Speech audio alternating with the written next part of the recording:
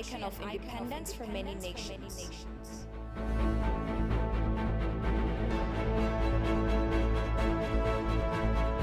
And migrant deaths in the Mediterranean mark failings in European Union's policy.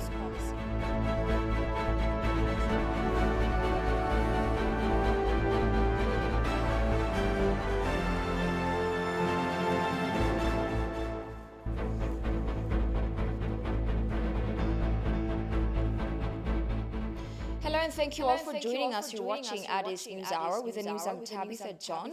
We have a breaking news.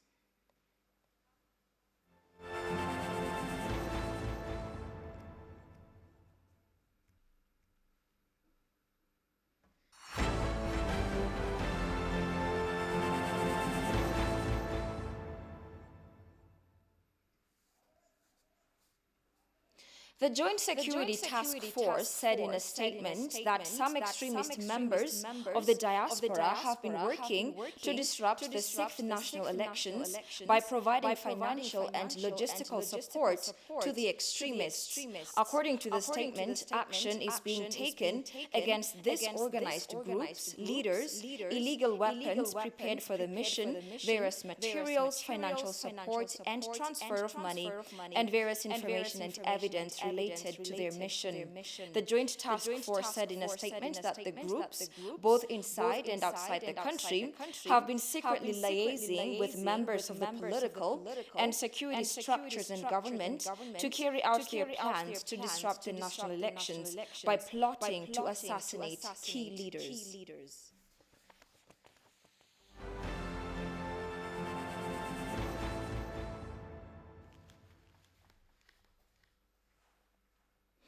The House of People's Representatives, in its 13th regular session to be held tomorrow, is expected to scrutinize and approve resolution passed by Council of Ministers last week to designate Shani and TPLF as terrorist organizations. Parliament is also set to discuss various issues and approve the minutes of its previous session, according to Public Relations and Communication Office of the House.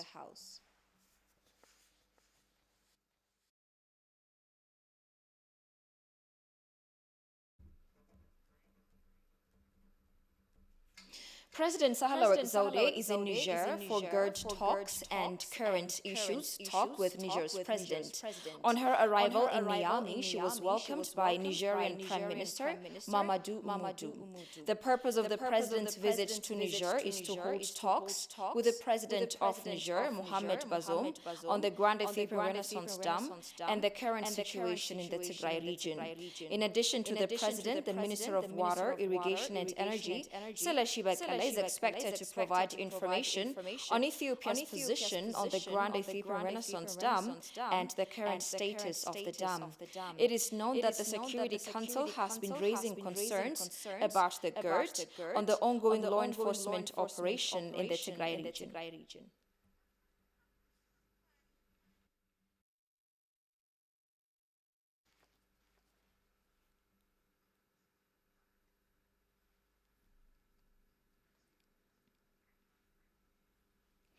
Ethiopians who have never lost a battle in history will always win any war waged against them as long as they stand united and remain vigilant.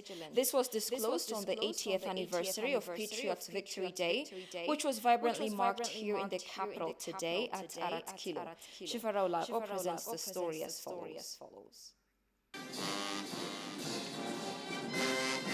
After the Battle of Adwa, that had dealt a crushing blow to the Italians, Fascist Italy began to invade Ethiopia, which again resulted in its defeat, thanks to the gallantry of Ethiopian patriots maintaining territorial integrity and national independence.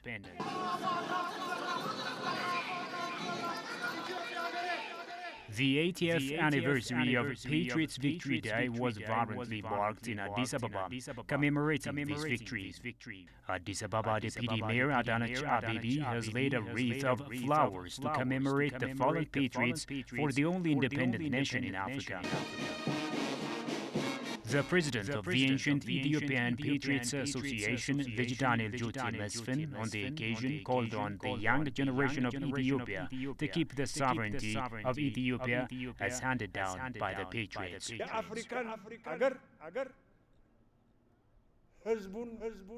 It is your forefathers and foremothers' sacrifice, bravery, and determination that have helped set free the continent of Africa from the yoke of slavery and colonial rule. My brothers, sisters, and my children, if you like my boss and government officials, please pay close attention to what I say. Let's be one and create a better and loftier country. The courageous patriots have also advised fellow citizens to keep their unity and solidarity against potential intruders. Our enemies never sleep. Bearing this in mind, we have to cooperate, and when we stand united, no one will dare invade us. Ethiopia has never lost any battle in its history, so all we need to do is standing in unison to protect our country against enemies.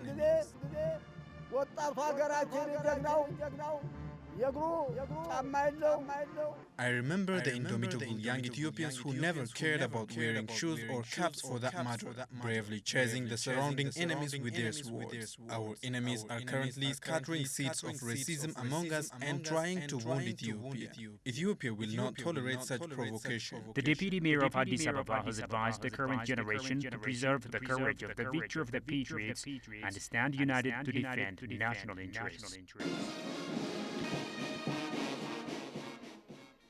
A historian said Italy's attempt to invade Ethiopia failed after the victory of Adwa due to united efforts.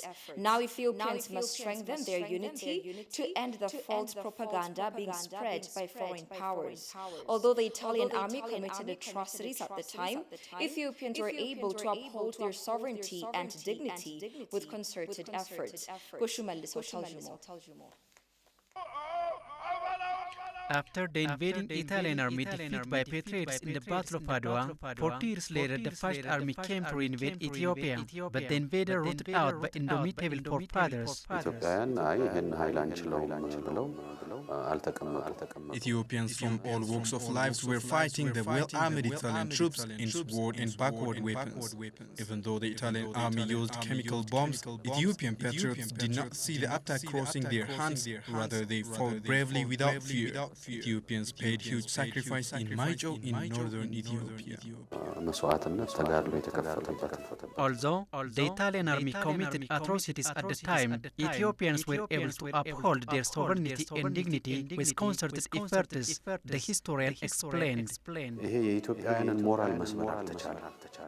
Despite the Italian army committed heinous attack at the time, the army were unable to break the people's morale. The Italians who were unable to resist Ethiopians' infantry were supported by poisonous gases. Finally, the Italian army began killing the cattle because they believed that Ethiopians will get starved and stop fighting. But the people moved the cattle to the forest and burrows.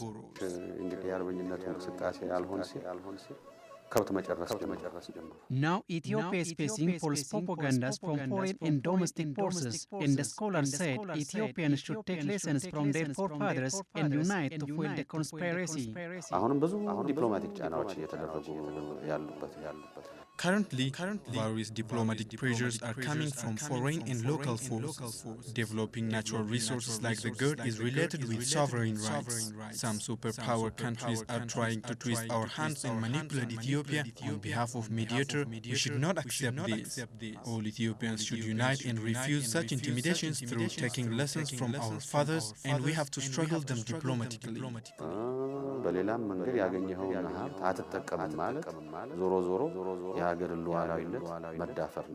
80th anniversary of the Patriots' Victory Day has been celebrated colorfully on Wednesday. The Ministry of Foreign Affairs of Ethiopia says Sudan's claim over the Benishangul Gumuz region is a confrontational propaganda campaign. Ministry spokesperson Ambassador Dina Mufti has briefed the press on current issues. Demis Mekra reports. Welcome to our weekly briefing. Ministry of Foreign Affairs spokesperson Ambassador Dina Mufti gave press briefing on latest development in Ethiopia. In his press briefing, Ambassador Dina addressed Ethio-Sudan border conflict and the upcoming general elections, along with other political and economic diplomacy issues. Ambassador Dina noted that Sudan recently claimed over Benishangul Gumuz region as its own territory. The claim, according to the ambassador, is not only unwarranted and provocative, but also increasingly bellicose propaganda campaign. Sudan has been giving provocative statements over the last since it has invaded Ethiopian territory November 6. Ethiopia has been there was tolerance. We can call it over-tolerance on the part of the Ethiopian government because of its commitment for peaceful resolutions of this border dispute. However, the Sudanese have continued violating Ethiopian territories, looting Ethiopian properties, and giving out negative propagandas. Particularly the recent statement on the Benishangul is non-starter, and it is a statement that has been ill-conceived, and based because the Benishangul issue has nothing to do with other border disputes with Sudan. It has nothing to do also with the trilateral negotiations that we carry out on the GERD.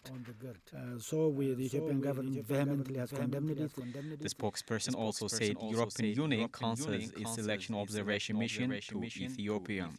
This, according to Dina, comes after the Ethiopian government declines to accept EU's illogical election observation precondition. Ambassador Dina also talked about the repatriation of some 683 Ethiopian citizens from Riyadh, Saudi Arabia.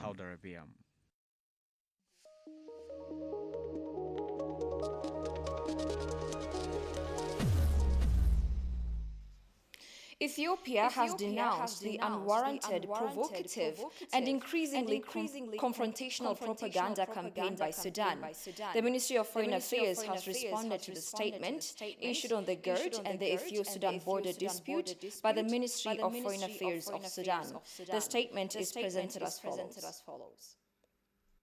The Ministry of Foreign Affairs of the Federal Democratic Republic of Ethiopia had to issue this press statement because of the unwarranted, provocative, and increasingly bellicose propaganda campaign by the Ministry of Foreign Affairs of the Republic of the Sudan against Ethiopia. Ethiopia has for long refrained from reacting to the numerous fabricated stories appearing in the press statements of Sudanese institutions and remarks by government officials taking into account the historic and fraternal relations between the brotherly peoples of Ethiopia and the Sudan. However, the Ministry of Foreign Affairs of Ethiopia, with a view of putting the record straight, would like to make the following points very clear to the brotherly people of the Sudan and the international community at large. The Ministry of Foreign Affairs of the Sudan, in its press statement issued on 1st May 2021, has once again attempted to mislead the people of the Sudan and the international community on issues related to the Ethiopia-Sudan boundary and the trilateral negotiations on the Grand Ethiopian Renaissance Dam GERD. Ethiopia, as an old independent and sovereign country, has time-tested reputation in respecting international treaties and obligations it has signed. The unfounded statement of the Sudanese Foreign Ministry only aims at covering up the continuing aggression committed by the Sudan since November 6, 2020, in violation of international principles, bilateral agreements, and established joint boundary mechanisms. The unprecedented hostile military actions by the Sudan, the current chair of our regional organization, the Intergovernmental Authority on Development IGAD, has resulted in the looting and burning of properties, killing of civilians, as well as the displacement of thousands of Ethiopians. Ethiopia strongly believes that all the recent actions and vitriolic propaganda campaigns of the government of the Sudan against Ethiopia do not reflect the wishes and aspirations of the peace-loving people of the Sudan. Ethiopia has been consistently calling the government of the Sudan to reverse its aggression and resolve the boundary issues in accordance with bilateral agreements and joint boundary mechanisms to finalize the redemarcation process. The reference in the Sudanese statement to the Benishangul Gumuz region of Ethiopia is indeed utterly ridiculous. It is common knowledge that Ethiopia's historic territories in the west would have been extended beyond what is now Ethiopia's boundary if it was not for the existing boundary agreement. The attempts by the government of the Sudan to mix the boundary treaties with the unjust, exclusive and colonial-based bilateral agreements on the utilization of the waters of the Nile is regrettable.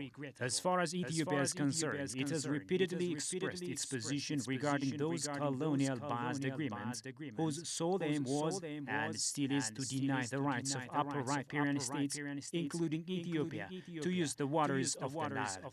Ethiopia, therefore, categorically rejects any and all attempts to preserve a self-appropriated water quota among the downstream countries.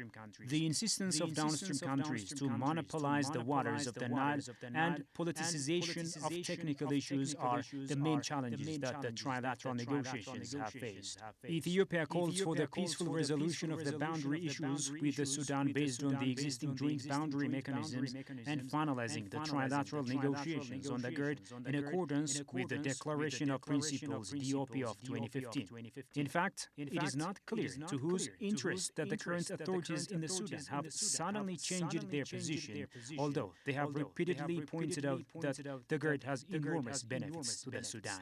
Ethiopia highly values the historical and brotherly relations that exist between the two countries and thus still committed to address all related issues through dialogue and negotiations. It once again calls upon the government of the Sudan to desist from an unhelpful campaign and commit itself to dialogue and peaceful resolution. In this connection, Ethiopia looks forward to the engagement of the international community in encouraging the Sudan towards a peaceful resolution of the dispute. Turkey believes the African Union-led negotiation will bring amicable solution to the disputes over the Grand Ethiopian Renaissance Dam. The country also supports AU's peacekeeping effort in the Horn region. Turkish ambassador to Ethiopia, Yaprak Alp, told ETV Languages. Sintayo Tamrat reports.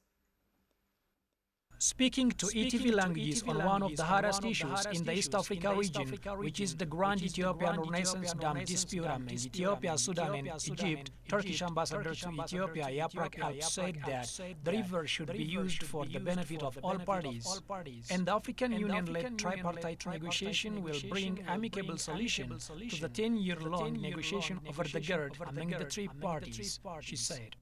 We believe that water resources should be to the benefit of everybody. We believe that this should be done through negotiation between the parties, and this should only be to the benefit. And we believe and hope that this will be solved within the African Union according to the rules that the three countries put together. Turkey, like Ethiopia, is upstream country of the Euphrates and Tigris rivers in the Middle East, as both rivers originate in eastern Anatolia, while Syria and Iraq are located downstream, and the turbulence between Turkey and Syria on water issues continued until the Adana Security Protocol in 1998, which enabled Turkey and Syria to reach an agreement and laid the foundation for large-scale cooperation ranging from trade to treason. Based on this experience, Ambassador Yaprak Alp suggests Ethiopia, Sudan and Egypt should resolve the GERD dispute by themselves. On the GERD issue, we also have a water issue. We also have a dam. We are also an upstream country, just like Ethiopia. And so we have a lot of experience on this issue. We believe that the countries involved should usually solve these water issues. They are the ones who are affected by it, upstream, downstream, etc. And we hope that this issue will be solved very soon for the benefit of all countries. Asked about Turkey's role in the Horn region, Ambassador Alp said Turkey is in support of AU's peacemaking effort in the Horn region because the socio-economic and political activities in the region might affect boundaries beyond the region. Turkey believes that the Horn of Africa is hugely important. I think everybody believes that. With the important countries here, Ethiopia being at the center, the fact that everything that happens in Ethiopia and the Horn affects the Middle East and the wider region as a whole, number one, is very important for the stability. That's why Turkey wants this stability, because you affect everything around you. And number two, because of our friendly relations. Of course, we only want peace and prosperity for Ethiopia. Number three, the amount of relations that we have with Ethiopia and the other countries in the Horn of Africa, Somalia, Sudan, Djibouti, they're huge. We have embassies everywhere in all of these countries. We are heavily invested in all of these countries, and we feel that their prosperity is our prosperity. That's the way we look at this. That's what we want for this. Now, we will only be involved if the countries involved want us to be involved. Over the past 15 years, Turkey has gradually increased its political and economic ties with African countries. Its involvement has become more visible in sub-Saharan Africa, particularly in East Africa.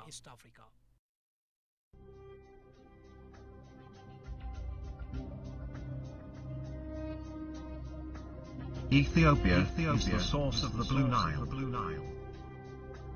and contributes over 85% of the Nile's stream flow. To this day, Egypt and Sudan are using 100% of the water, sticking to their 1959 colonial agreement between them. Not being signatories, Ethiopia and other upstream states do not recognize this agreement. Ethiopia is at the eve of completing the Great Renaissance Dam.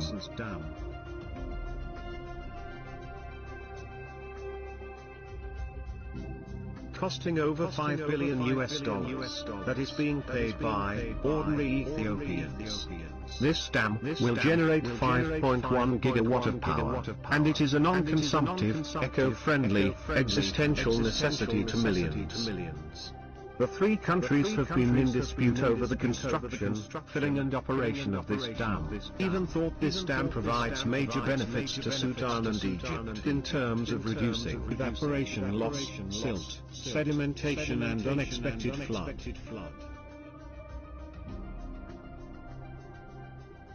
This dam is not just about generating power.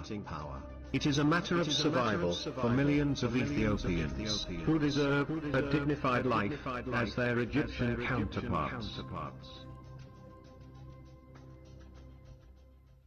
In a similar story related to the Ethio-Turkey relations, Adam Mohammed, the newly appointed ambassador of Ethiopia to Turkey, presented his letter of credence to President Recep Tayyip Erdogan as the presidential complex in Ankara. During the ceremony, President Erdogan underlined the great importance his country attaches to its relationship with Ethiopia.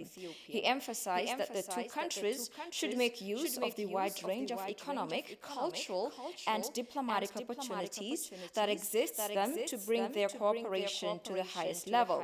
Ambassador Adam, on his part, lauded the strategic partnership that exists between Ethiopia and Turkey, and also expressed his readiness to further consolidate the excellent bilateral partnership of the countries.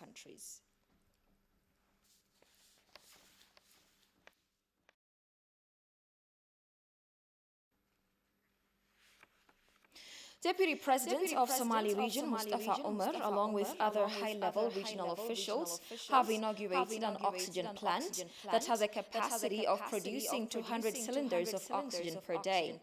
The inauguration of the oxygen plant comes at a time when the pandemic is rapidly increasing and the number of deaths from the virus is rising in the country.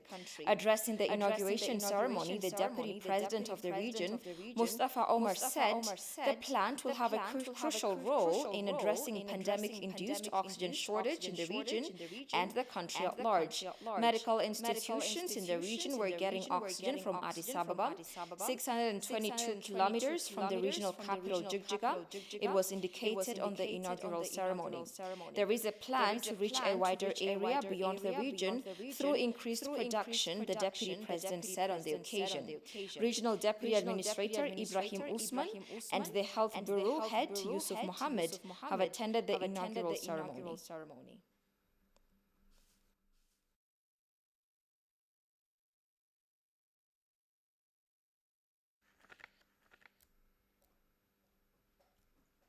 The United Nations Educational, Scientific and Cultural Organization, UNESCO, has recognized Ethiopia's achievement in adopting new media law as a tool to ensuring freedom of expression. Whilst addressing World Press Freedom Day, UNESCO representative to Ethiopia, Yomiko Yokozeko, said that the organization acknowledges Ethiopian government's adherence to keeping the rights of freedom of expression. It also initiated wide-range reforms such as legal, media law, and others. 2 years ago, Ethiopia was chosen to host a global conference on the media in Addis Ababa in partnership with African Union and UNESCO. The government of Ethiopia took a number of important measures that aimed at enhancing freedom of expression and media freedom in Ethiopia, including releasing of journalists from prison and unblocking of websites and social media.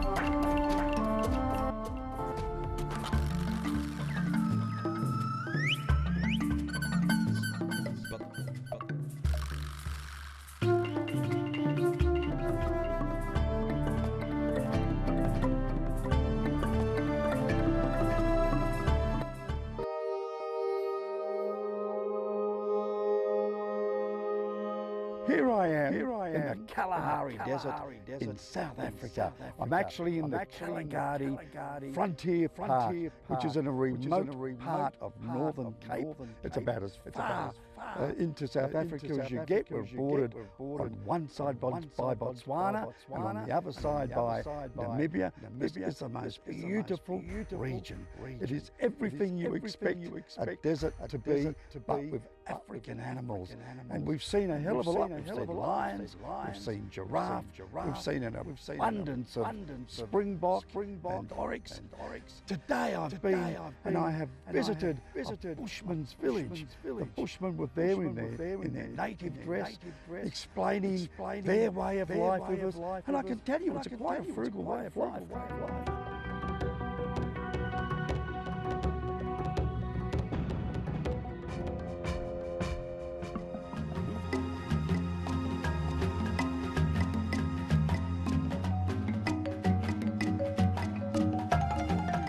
Their lifestyle may be simple, but it seems to be that they're very, very happy people.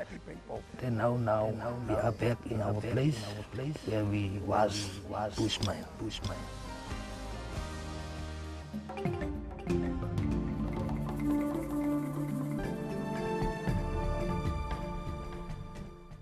And finally, numbers of Africans die in the most horrible migrant tragedy from Sudan, Libya, trying to reach Europe's shores. The European Union's border agency did not respond to their attempt for safe arrival. More than 20,000 migrants or asylum seekers have perished since 2014 and has renewed accusations that European countries are failing to sufficiently help migrant boats in trouble. Kazaun Chane has more from African News. Mubarak Jabir, 23, from Sudan, Saita from Libya, trying to reach rough shores. So the conditions after the Sudanese revolution became worse than before, at a high cost of living, no employment, no jobs, and many more. European Union's border agency went largely unresponsive. International maritime law dictates migrants should have been saved, but many are dying in the Mediterranean. An analysis of the looks and emails from Alarm Forum and Diana Job, as well as reports by the Libyan Coast Guard, showed that the national authorities responded slowly, inefficiently, or not at all. In all, approximately 130 people are believed to have died between 21st and 22nd April, are diverted and found for someone to save them, roughly 45 kilometers, 30 miles from the Libyan coast. Jabir, the eldest of 7 brothers, had acquired his economics studies at university and left Sudan looking for employment in neighboring Libya a year and a half earlier. There he worked small jobs in construction to send money back to his relatives struggling in Sudan's deteriorating economic crisis. But it still wasn't enough, so he contacted smugglers and ordered the ill-fated migrant boat looking to head to Europe. The high cost of living, no employment, no jobs. He is the eldest of his brothers. He is working to help his brothers. This is why he immigrates to Libya, and also he didn't find any suitable job there in Libya that can make him assist his family here. This is what made him think to immigrate to Europe. Since the 21st April, wreck alone, the Italian Coast Guard and Navy have rescued at least 149 people, but no such rescue came on 21st April. I will speak to all of the youth, parents, brothers, and every father that he should be keen on his son's life, because if he travels, that means he will cross the sea and put himself in danger, and he will make his father sad. More than 20,000 migrants or asylum seekers have perished since 2014 and has renewed accusations that European countries are failing to sufficiently help migrant boats in trouble. You're watching Addis News Hour, a reminder of today's headlines. Ethiopian patriots have made their country an icon of independence for many nations.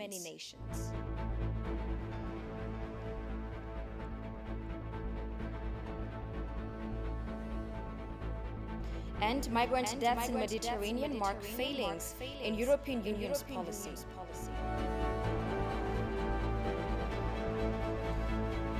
And that's all we had for now. I'm Tabitha Germany. Thanks for watching. Good night.